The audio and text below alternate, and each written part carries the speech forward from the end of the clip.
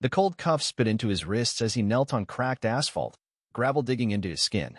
Sirens wailed distantly, but the real noise was closer, the harsh boots pacing behind him, the slurs spat under breath, the kicks to his ribs no one would ever document. His crime? Sitting outside a store while black. But today, their laughter would die in their throats. They had no idea whose life they were about to wreck, and whose hand would soon sign the order to dismantle their entire careers. Subscribe and tell us where you're watching us from. The air in the Millstone liquor store parking lot was heavy, a dry heat that seemed to capture every sound, every smell, every judgment. Daniel Carter adjusted his backpack, slipping it off his shoulder, crouching against the side wall and checking his phone. He was in no hurry. 15 minutes until the car arrived. To him, it was just another day in Redford, a sleepy Kansas City suburb. To others, it was something else entirely. Across the street, 2 patrol cars idled outside a fast food joint. In one, Officer Luke Maddox sipped coffee, watching Daniel with half-closed eyes. Next to him, his partner, Officer Greg Holman, was laughing at something on his phone. "See that?" Maddox said, jerking his chin toward Daniel. Holman looked up lazily. "Yeah. What's he doing?" Maddox shrugged. "Looks suspicious." Holman smirked. "Yeah, sat there while Black was out. Definitely probable cause." They laughed, a sound more suited to a bar than a desk job. Maddox set his coffee down and cracked his knuckles. "Let's talk for a minute," he said, already feeling that familiar rush, that electric thrill of control. They crossed the street slowly, deliberately. Their presence was a warning shot. Daniel saw them coming and felt his stomach clench, not from fear but from preparation.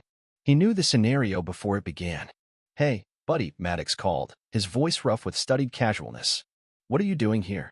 Daniel looked up from his phone, his expression neutral. "Waiting for a ride." Holman stepped closer. "Yeah? You won't show us your ID?" Daniel suppressed an instinctive sigh. "Am I being detained?" The simple, calm question flipped a switch. Maddox's smile vanished. "Are you getting smart with us?" he snapped, his voice harsh. Daniel stood up slowly, holding his hands out in front of him. "I'm just asking if I'm being detained." "I am now," Maddox growled. Before Daniel could reach for his wallet, he was grabbed and pinned against the wall. His backpack hit the ground with a thud. Gravel crunched against his palms.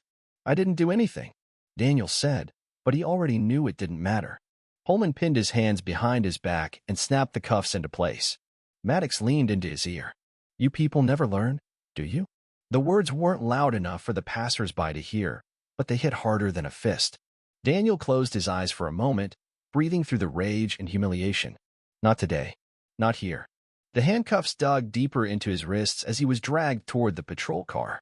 Curious passers-by slowed, but kept their distance. No one wanted to interfere. Maddox shoved him into the back seat, harder than necessary. Holman laughed again. "You just made our shift a lot more interesting, buddy."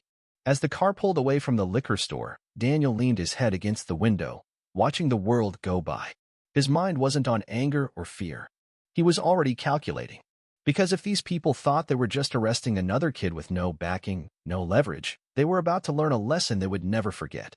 The Redford Police Department was only 5 minutes from the liquor store, but to Daniel, the ride felt endless. Each bump in the road jolted the cuffs tighter against his wrists. Maddox and Holman kept the radio low, muttering between themselves in the front, laughing under their breath. When they pulled into the small, grim precinct lot, Maddox yanked the car door open and jerked Daniel out roughly. "Move it," he barked. Daniel stumbled but caught himself. He straightened his back, refusing to give them the satisfaction of seeing him break. Inside, the fluorescent lights buzzed overhead. The lobby smelled of coffee and disinfectant, the air stale and heavy. Behind the booking desk, Officer Ramirez looked up, chewing the end of a pen. She arched an eyebrow when she saw Daniel. "What we got?" she asked. Maddox shrugged. "Loitering, resisting, possible intent to distribute. We'll sort it out." Ramirez didn't look convinced. She typed something lazily into her computer. "You got anything on him?" she asked. Holman pulled Daniel's backpack onto the counter and started emptying it out. A phone charger, a paperback novel, a water bottle, and a crumpled grocery receipt clattered onto the surface. "No drugs. No weapon," Holman grunted. Ramirez gave them a long, unimpressed look. "Gonna be hard to make distribution stick on a water bottle." Maddox's jaw tightened. He didn't like being questioned, even mildly. "Just book him," he snapped. Daniel said nothing. His heart pounded in his ears, but he kept his face unreadable. He was taking everything in, the names on the badges, the layout of the room, the angle of the security cameras overhead. Every detail mattered now. Ramirez stood up and grabbed a fingerprint kit. "Name?" she asked. Daniel kept silent. Under Kansas law, unless charged formally, he didn't have to say a word. Ramirez shrugged, used to silent bookings. As she inked his fingers and pressed them onto the paper, Maddox loomed nearby, arms crossed, face a mask of smugness. "You think being quiet is going to help you?" he sneered. Daniel ignored him, focusing instead on the mounting tension in the room. Ramirez worked methodically, but there was a slight tightness to her movements now. She wasn't comfortable. She could feel it too, the feeling that something wasn't adding up. Holman disappeared down the hallway to check available holding cells. Maddox leaned in closer, his breath hot and sour. "You're not special, you know," he muttered. "Nobody's coming to save you." Daniel turned his head slightly, meeting Maddox's eyes without blinking. "I'm not waiting for anyone," he said calmly. The moment stretched between them. Maddox's lips twitched, a flicker of something uncertainty crossing his face before he masked it with a scowl. "You got a smart mouth," he muttered, stepping back. Ramirez finished the fingerprints and slid the paper aside. She hesitated for a beat, then nodded toward an empty chair. "Sit," she said shortly. Daniel sat, cuffed hands resting lightly in his lap. He could feel the energy shift slightly. Some of the officers moving through the lobby now glanced at him, then at Maddox with questioning eyes. He wasn't some loud drunk dragged in from a bar fight. He didn't look like a troublemaker. He looked like someone who didn't belong here. Holman returned. "Cell's ready," he said. Maddox jerked his thumb. "Let's go." They hauled Daniel to his feet again, leading him down a narrow hallway that smelled of sweat and bleach. The walls were covered in outdated posters about community policing, their cheerful slogans a cruel joke. As they neared the cells, Daniel caught sight of a clock on the wall. For 17 p.m. Timing mattered. Everything he was about to do depended on precision. They shoved him into a tiny, grimy holding cell. The door clanged shut with finality. Holman locked it, then smacked the bars once for emphasis. "Welcome home," he sneered. The two officers walked away, laughing under their breath. Daniel sat down slowly on the metal bench bolted to the wall. He closed his eyes for a moment, centering himself. They had no idea what he'd set in motion. The first step was done. Now, the real plan would begin. The cell was cold and smelled faintly of mildew. Daniel shifted his hands in the cuffs, feeling the sharp bite of metal against his skin. No one came to remove them. Of course not. That was part of the game, to humiliate, to remind him of his supposed place. From the far end of the hallway, the muted sounds of laughter echoed, Maddox and Holman no doubt bragging about another good bust. Daniel let them have their moment. Inside his mind, the real work had already begun. He leaned back against the wall, closing his eyes just enough to seem passive. In reality, he was tracking every sound, the creak of doors, the distant buzz of the desk phone, the heavy footfalls of someone pacing. There was one thing he knew better than most: systems leave patterns. And patterns can be used. At exactly 4:30 p.m., he heard it, the sharp ring of a desk phone, answered quickly. "Redford PD, Officer Ramirez speaking," came the voice, clear even from the hallway. A pause. Then a shift in her tone, more formal, almost stiff. "Yes, sir. Yes, we have him in custody. No formal charges filed yet." Another pause. "Understood. I'll inform the supervising officer immediately." Daniel opened his eyes, a small smile flickering across his face. Right on time. The walls in this building might have been lined with arrogance, but their lines of communication were wide open. And he had made sure the right people knew exactly where to look. 15 minutes passed before footsteps echoed down the hallway again. But this time, they were different, more hurried, sharper. Keys jangled. The heavy door at the end of the hall creaked open. A tall figure in a dark gray suit stepped into view, flanked by two serious-looking men in plain clothes. The laughter from Maddox and Holman died immediately. Captain Sandra Ellis, the commanding officer of the Redford precinct, strode forward with clipped steps. Her face was set in a mask of professionalism, but her eyes flickered with something else: worry. Behind her, Assistant District Attorney Kevin Niles adjusted his glasses, a thick file tucked under his arm. They didn't say a word to Maddox and Holman as they passed. They headed straight for the holding cell. Daniel stood up calmly, meeting Captain Ellis's gaze through the bars. He didn't have to say anything. His very posture said it all. Ellis swallowed hard. She turned back sharply to Maddox. "Who authorized this detention?" she snapped. Maddox, caught off guard, blustered. We had probable cause. He was acting suspicious. Suspicious, Ellis repeated coldly. What specific suspicion? What crime was observed? Maddox hesitated. He refused to show ID. He was loitering. Loitering outside a business, waiting for a ride, Ellis said, voice slicing through the air like a scalpel. That's the story you're going with? Holman shifted uncomfortably, but Maddox pressed on stubbornly. He matched the description. Niles, silent until now, opened the thick file in his hand and pulled out a single sheet of paper. This man, he said slowly, enunciating every word, is Daniel Carter, federal civil rights investigator. Special assignment, internal review. The words dropped like grenades. Silence. Cold. Crushing. Ellis stepped closer to Maddox, lowering her voice so only he and Holman could hear. You too, she hissed. Just illegally arrested a federal agent. Maddox's mouth opened, then closed again. Holman went pale, his hands twitching nervously at his sides. Daniel stood motionless inside the cell, every inch of him radiating silent judgment. He didn't need to gloat. The weight of their mistake was punishment enough. Captain Ellis turned back to Ramirez at the booking desk. Unlock the cell. Now. Ramirez, who looked like she wished she could disappear into the floor, fumbled with her keys and rushed forward. Within seconds, the door swung open. Daniel stepped out smoothly, rolling his shoulders as the stiffness from the cuffs faded. Ellis faced him, professional but taut. Mr. Carter, she said tightly. I deeply apologize for this incident. Daniel inclined his head slightly, but his voice was cool. Apologies are noted. Action is required. Ellis nodded once, understanding the warning in his tone. She turned on Maddox and Holman. My office. Now. The two officers obeyed without a word, their earlier bravado shattered. Daniel watched them go, his mind already working through the next moves. Because this was only the beginning. The conference room smelled of stale coffee and polished wood. Captain Ellis shut the door sharply behind Maddox and Holman, the click of the latch sounding almost like a gunshot. Daniel stood just outside the room, flanked now by ADA Kevin Niles and another man who had just arrived, Special Agent Harold Price, head of the federal task force Daniel secretly operated under. The tension thickened with every breath. Inside the room, muffled voices rose quickly. You said he was loitering, Ellis hissed. We had reasonable suspicion, Maddox insisted, but his voice cracked slightly under the weight of the situation. Suspicion of what? Ellis snapped. Reading a book? Sitting on a curb? Holman tried to interject, but Ellis cut him off with a glare so sharp he recoiled visibly. You just profiled and unlawfully detained a federal officer, she said coldly. You just endangered your careers, and worse, you endangered this department. Out in the hallway, Daniel heard every word. He wanted to feel satisfaction. Maybe a small part of him did. But above that was a deep, growing exhaustion. He shouldn't have had to orchestrate this at all. Agent Price turned slightly toward him, speaking low enough for only Daniel to hear. You sure you want to go all the way with this? Daniel kept his eyes fixed on the closed conference room door. Not want, he said quietly. Need. Price nodded once, his face unreadable.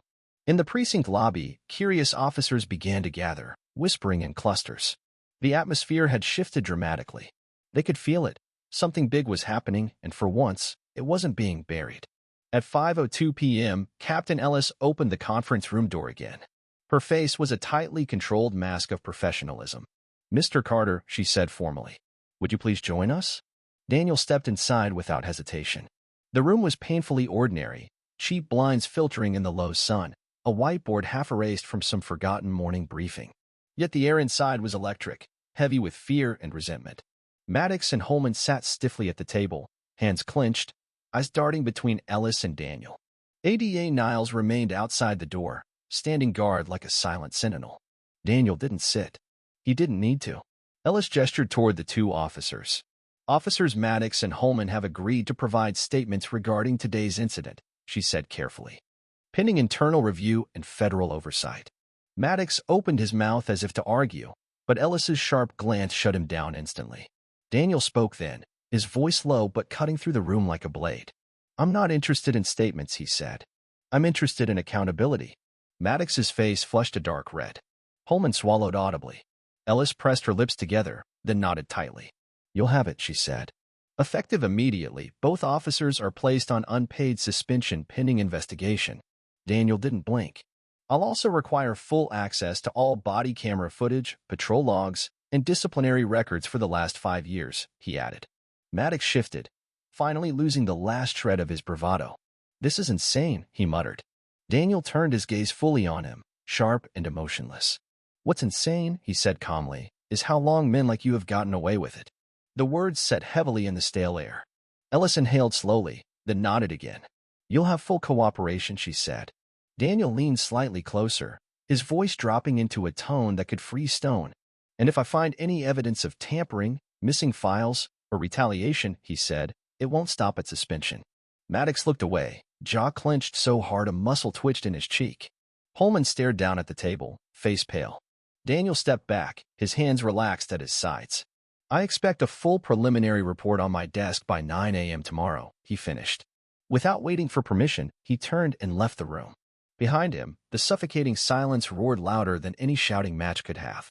In the lobby, every pair of eyes followed him as he passed, officers, clerks, even the janitor pausing mid-sweep. Some looked at him with something close to respect, others with fear, a few with thinly veiled hatred. Daniel met none of their gazes. He walked straight through the double doors and into the dying sunlight. Outside, Agent Price caught up to him. "You know they're going to come after you now," Price said quietly. Daniel didn't slow his pace. "They already were," he said. He reached his car, unlocked it with a soft beep, and slid behind the wheel. Tomorrow would bring the real war, and Daniel Carter would be ready for it. The morning sun rose behind thick clouds, casting a dull gray over Redford. Daniel stood by his kitchen window, a cup of black coffee cooling in his hand. He hadn't slept. He hadn't even tried. The day had come. The shift was about to begin. At exactly 8 a.m., Daniel slid into the back seat of a black sedan idling outside his apartment. Agent Price sat in the front passenger seat, scrolling through emails on a tablet. "You ready for this?" Price asked without turning around. Daniel buckled his seatbelt calmly. "Always." The driver, another federal agent, pulled the car into traffic without a word. Their destination, Redford Police Department headquarters, not the small precinct from yesterday, but the central command for the entire county. Daniel's badge, tucked safely in his breast pocket, felt heavier today. It wasn't just identification, it was his weapon. Today, he would wield it. When they arrived, a tight knot of reporters and bystanders had already gathered outside the glass doors. News had leaked. Someone inside the department had whispered the truth. A black federal investigator had been unlawfully arrested. And now, there would be consequences. Daniel ignored the flashing cameras. He moved with measured steps through the lobby, Price following silently behind him. Officers at the front desk stiffened when they saw him, their smiles brittle and forced. Captain Ellis waited by the elevators, flanked by two internal affairs supervisors. Her posture was rigid, her eyes dark with tension. "Mr. Carter," she greeted formally. "The conference room is prepared." Daniel gave a short nod. "Good. We start immediately." They rode the elevator in silence. Daniel could feel the unease in the air thickening. Officers on every floor were buzzing, whispers, nervous glances, shifting feet. Authority was being challenged, and the foundations they took for granted were cracking. When the elevator dinged open, Ellis led them to a large, glass-walled conference room. A dozen officers were already seated inside, including Maddox and Holman. Both men looked hollowed out, pale, stiff, exhausted. Daniel didn't sit. He remained standing at the head of the table, laying a slim folder in front of him. "I've reviewed preliminary reports," he began, voice even but firm. "I've found multiple violations beyond yesterday's incident. Patterns of misconduct, racial targeting, suppressed complaints." No one spoke. Daniel opened the folder and slid a series of printed screenshots across the table, body cam stills, booking records, citizen statements. Each photo, each file, hit like a hammer. Maddox shifted in his seat. Holman stared at the wall. "You built careers off intimidation," Daniel said coldly. "You made assumptions based on skin color, not behavior." Captain Ellis glanced down, shame flickering briefly across her face. Daniel continued without mercy. "Today, Internal Affairs begins a full audit of every case you've touched in the last 5 years. Every arrest, every report, every civilian interaction." One of the sergeants at the end of the table paled visibly. "And if we find patterns of bias, or if we find cases where citizens were unlawfully targeted, criminal charges will follow." The room remained silent, but the tension was suffocating. Daniel's final words were sharp, deliberate. "You thought yesterday was bad. It was just the opening move." He gathered his folder, turned without another word, and left them sitting there, facing the reckoning they had brought on themselves. Outside, The clouds were starting to break. A weak shaft of sunlight pierced the gray. Daniel didn't look back. The real battle was only beginning. Daniel stepped into the federal office building across town just before noon, the badge clipped discreetly inside his jacket. Inside, the mood was different. Here, there were no whispered stares, no tight jaws. Only quiet efficiency. Special Agent Price was already waiting in a small, glass-walled operations room on the second floor.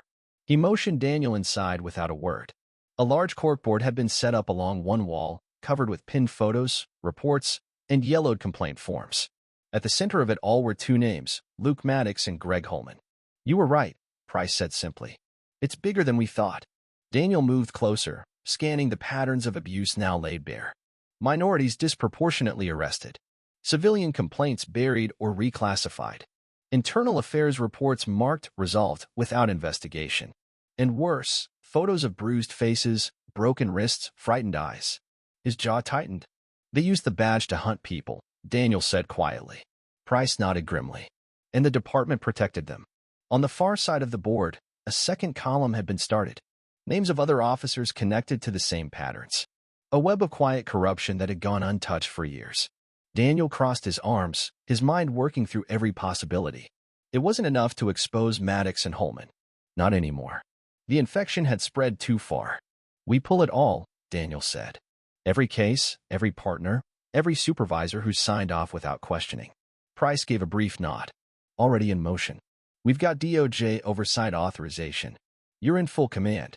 Daniel let that settle for a moment. Full command meant no interference, no politics, only results. He turned toward the board again, studying the growing network of complicity. It wasn't just about yesterday anymore. It wasn't even about him. It was about how easily they had believed they could get away with it. About how they had gotten away with it until now. Price cleared his throat. "Be careful," he said. "The deeper we dig, the more desperate they'll get." Daniel nodded, eyes still fixed on the board. "I'm counting on it," he said quietly. By 2 p.m., sealed subpoenas were being prepared for body cam footage, personnel files, and suppressed complaints. Anonymous tips had started trickling in junior officers, clerks, even retired staff who had seen too much and said too little. The silence was cracking. Fear was beginning to shift. At 4 p.m., Daniel and Price drove back to Redford's downtown courthouse to meet with Judge Susan Mallory, the federal magistrate overseeing the case. She was brisk, sharp-eyed, and utterly unamused by the swirling politics. "You'll have everything you need," she said, handing over the signed warrants. "And if anyone inside that department tries to obstruct you, they'll answer to me." Daniel accepted the documents with a curt nod. Outside the courthouse, the evening air was cool against his face. The last gold light of sunset stretched long shadows over the concrete. Agent Price lit a cigarette and leaned against the car, studying Daniel quietly. "You ever think it would come to this?" he asked. Daniel took a long breath, scanning the horizon. "It always comes to this," he said. He tucked the warrants safely into his briefcase and got behind the wheel. Tomorrow, he would walk back into Redford Police Headquarters. But next time, he wouldn't be alone. He would have the full weight of the federal government at his back. And no one inside those walls was ready for what was coming. Morning hit Redford like a storm. By 8 a.m., federal vehicles lined the street outside the police headquarters, black SUVs parked in silent rows. Daniel adjusted the knot of his tie, his movements deliberate. Today wasn't about confrontation. It was about domination, methodical, precise, irreversible. He led the way into the building, Agent Price and a team of federal investigators following. Their badges gleamed under the fluorescent lights, flashing authority no one could ignore. At the front desk, the sergeant on duty froze mid-sentence when he saw them. I need to call the captain," he stammered. "Do that," Daniel said calmly. "And let her know federal oversight is commencing under warrant." The sergeant scrambled for the phone. Already, heads were peeking out of offices, whispers rippling like wildfire. Daniel didn't slow. He marched straight to the main briefing room, pushing the door open without knocking. Inside, nearly 50 officers were assembled for the morning meeting. Captain Ellis stood at the front, mid-speech, but she faltered when she saw Daniel. A beat of stunned silence passed. Daniel stepped forward, papers in hand. "Effective immediately," he announced, voice cutting through the heavy air. "This department is under full federal review." Murmurs erupted. Someone swore under their breath. A few officers exchanged panicked looks. Ellis recovered first. She approached Daniel, her voice low but urgent. "Mr. Carter, I wasn't informed. You are now, Daniel said, handing her a copy of the signed federal order. This is not optional. Every record, every file, every disciplinary action from the last 5 years will be reviewed. He turned to face the room, letting the weight of his presence settle over them. If you have nothing to hide, he said coldly, you have nothing to fear. The message was clear. They were no longer in control. Ellis nodded stiffly. You'll have full access. Daniel scanned the room, reading faces. Some were furious.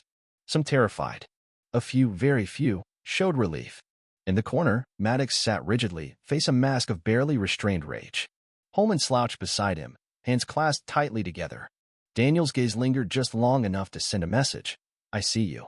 Without another word, he moved to the front of the room, setting up a temporary command center. Agents fanned out, securing evidence, accessing digital archives, and interviewing staff. For hours, Daniel worked without pause. Case files were hauled into piles. Computers were imaged. Body cam footage was extracted. Resistance surfaced almost immediately.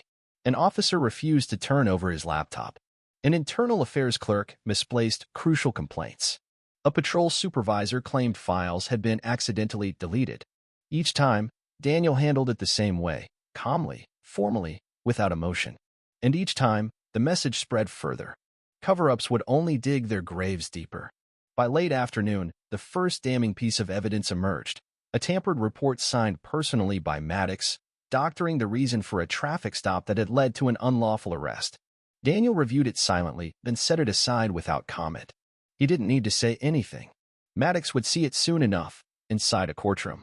At 6 p.m., Daniel finally leaned back in his chair, exhaustion tugging at the edges of his mind. But he allowed himself only one thought. They were unraveling faster than he had anticipated. And tomorrow, the true reckoning would begin. The next morning, the mood inside Redford Police Headquarters had shifted from uneasy to openly hostile. Daniel could feel it the moment he stepped inside. Conversations cut off when he passed. Eyes followed him with naked resentment. It didn't matter. He hadn't come to make friends. He walked into the same conference room, now transformed into a war zone of evidence piles and interview logs. Agent Price was already there, sorting through a series of sealed boxes. Big one dropped late last night, Price said, handing Daniel a printed file. Daniel scanned the first page. It was worse than he thought. Formal complaints from citizens, dozens of them, all routed through a hidden back channel inside Internal Affairs. Every one of them marked, resolved without merit by the same 3 supervisors. Suppressed before they ever reached official records. Names repeated over and over. Maddox, Holman, and others. Daniel set the file down carefully. Prepare to issue formal subpoenas, he said. I want sworn testimony under penalty of perjury. Price nodded grimly. At 10 a.m. sharp, Daniel convened a mandatory meeting in the main hall. Officers packed into the space, some glaring openly, others shifting uncomfortably. Captain Ellis stood stiffly to the side, flanked by 2 grim-faced federal auditors. Daniel faced the assembled force without flinching. In light of the evidence gathered, he said clearly, multiple members of this department will be placed under immediate administrative suspension pending criminal investigation. A ripple of panic shot through the crowd. Maddox stood up abruptly. This is a damn witch hunt, he shouted. Daniel didn't even blink. You're free to call it whatever you like, he said coolly. The subpoenas call it obstruction of justice. Maddox's face flushed crimson. Holman grabbed his sleeve, trying to pull him back down, but Maddox shook him off violently. You think you can just walk in here and tear us apart? Maddox barked. We've built this department. We've protected this town. Daniel's voice remained steady. You've protected yourselves, he said. At the cost of innocent lives. At the cost of trust. At the cost of the law you swore to uphold. Several officers looked away, unable to meet his gaze. Maddox clenched his fists, his body shaking with rage. For a moment, it looked like he might charge. The entire room tensed. But Daniel didn't move. He didn't raise his voice. He didn't step back. He simply waited. And after a long, broken second, Maddox sat down heavily, defeated. Daniel continued, never once losing momentum. By end of day, all identified officers will surrender their service weapons, badges, and access credentials. Internal interviews begin immediately. Failure to comply will be treated as obstruction and prosecuted accordingly. The room was stone silent. You may not like this, Daniel finished, voice low and firm. But you will respect it. Slowly, Without a single word of protest, officers began filing out, some with their heads held high, most with their shoulders slumped under the weight of reality setting in. Daniel watched them go, feeling neither triumph nor pity, only the cold certainty that justice, real justice, was finally taking hold. And for those who had built their power on fear and prejudice, the walls were now closing in. The federal interviews ran deep into the night. One by one, officers sat before Daniel and his team, the pressure grinding them down. Some tried to deflect. Some lied. Some broke down completely. Patterns emerged quickly. Officers covering for each other. Supervisors turning a blind eye. Evidence altered. Body cams malfunctioning at suspicious moments. By midnight, 7 officers had invoked their Fifth Amendment rights. 5 others had agreed to cooperate in exchange for leniency. Daniel sifted through every testimony, every file, methodically building a case so airtight not even the department's old political shields could protect them. At 1:30 a.m., a courier delivered the final piece. An anonymous packet slid under the federal building's locked door. Inside, a flash drive, and on it, grainy but unmistakable bodycam footage. Daniel plugged it into a secure laptop. The video flickered to life. Maddox, Holman, and 2 other officers, dragging a handcuffed teenager into a dark alley behind the precinct. No charges, no paperwork, just fists, kicks, laughter. The boy didn't fight back. He couldn't. He was already half-conscious. Daniel's hands clenched into fists without realizing it. The timestamp on the footage was from 6 months earlier, long after the department had promised reforms, long after community trust had supposedly been rebuilt. He closed the laptop slowly, the disgust burning low in his chest. It wasn't just misconduct. It was violence, brutality. And now, it was evidence. Price looked over from across the room. "You ready?" he asked. Daniel nodded once. "Ready." At 7 a.m. sharp, Daniel led the federal team back into Redford Police Headquarters for the last time. No announcements. No warnings. They moved swiftly, room by room, executing formal arrests. Maddox was pulled from his squad car, mid-shift. Holman was found trying to shred documents in a side office. Other officers, once so untouchable, stood frozen in handcuffs, their faces twisted in disbelief. Outside, a handful of early rising reporters caught the scene. Cameras whirred. The news would spread fast. Daniel didn't bother speaking to Maddox as he was led past, hands cuffed behind his back, head lowered. There was nothing left to say. Justice didn't need speeches. It needed results. Inside the main hall, Captain Ellis approached Daniel cautiously, her face a mixture of shame and exhausted relief. "This place," she said quietly. "It needed burning down." Daniel met her gaze without emotion. "Now you can rebuild," he said simply. She nodded, words failing her. As the arrested officers were loaded into waiting SUVs, Daniel stood on the steps of the building, watching the sun rise over Redford. For the first time in a long time, it felt like a beginning, not just an ending. Behind him, the old guard had fallen. Before him, a long road stretched forward, messy, painful, necessary. Daniel Carter adjusted the cuff of his jacket, squared his shoulders, and prepared to take the first step down that road. 3 months later, the courtroom was packed wall to wall. Former officers in suits sat stiffly at the defense table, their polished lawyers murmuring quietly. Across the aisle, Daniel sat at the front of the gallery, calm, silent, unreadable. Judge Carla McIntyre, a woman known for her ruthless efficiency, entered the room without ceremony. Everyone rose. Everyone sat. The proceedings began. One by one, the cases were called. One by one, the charges were read aloud. False arrests, tampering with evidence, assault under color of authority, civil rights violations. The words rang out like hammer blows against the hollowed reputations of men who had once worn the badge with unchecked arrogance. Daniel listened without emotion. He wasn't here for vengeance. He was here for closure. Assistant District Attorney Kevin Niles presented evidence meticulously. The altered reports, the hidden complaint files, the damning body cam footage. Maddox's attorney tried to object, tried to paint him as a man, under pressure, a victim of a broken system. But the judge shut him down cold. "Pressure does not excuse brutality," she said sharply. "Pressure does not erase the law." Holman's defense crumbled even faster when one of his own colleagues testified against him, reluctantly, but truthfully. By noon, plea deals were offered. By 2 p.m., guilty pleas began to roll in. Maddox refused at first, his jaw tight, his hands trembling slightly. But when the video was played, the boy in the alley, the laughter, the violence, even his attorney closed the file and shook his head in resignation. Faced with the undeniable truth, Maddox broke. Guilty, he muttered into the microphone. The word didn't echo. It landed heavily and stayed. Daniel leaned back slightly in his seat, feeling, for the first time in months, a sliver of peace. Justice had not been swift. Justice had not been easy. But today, it was real. When the judge adjourned court, Daniel rose and walked past the defense table without slowing. Maddox didn't look up. Holman kept his eyes on the floor. Neither one of them would wear a badge again. Neither one of them would walk free for a very long time. Outside the courthouse, the air was crisp, bright with early winter cold. Small groups of people clustered on the sidewalk, watching silently. Some nodded toward Daniel as he passed. A few murmured soft words of thanks. But he didn't stop. This fight hadn't been about applause. He crossed the street, climbed into his car, and sat for a moment with the engine off. The road ahead was still long. Other towns, other battles. But for today, here, in Redford, something had changed. Not because a broken system fixed itself. Because one man refused to stay silent. Refused to back down. Refused to be just another name lost in another forgotten file. Daniel Carter started the engine, the quiet hum filling the silence. He pulled into traffic and disappeared down the long stretch of road ahead, knowing full well he would fight again. But today? Today he had won. Share your thoughts in the comments below, and don't forget to like and subscribe for more stories that inspire action and hope.